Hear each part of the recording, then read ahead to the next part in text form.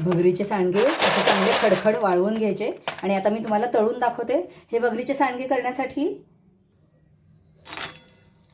2 वाट्या भगर मी रात्रभर भिजत ठेवली होती आणि 1 वाटी साबुदाणा पण भिजत ठेवला होता।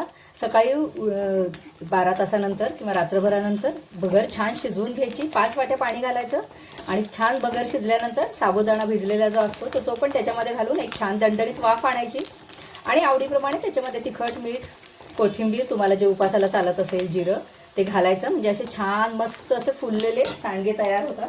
तुम्ही कच्च्या सांडग्याचा आकार बघा आणि फुललेल्या सांडग्यांचा आकार बघा। अतिशय खुसखुशीत आणि कुरकुरीत हे सांडगे झालेले आहेत। याच्यामध्ये अजिबात सोडा किंवा पापडखार मी वापरलेला नाहीये।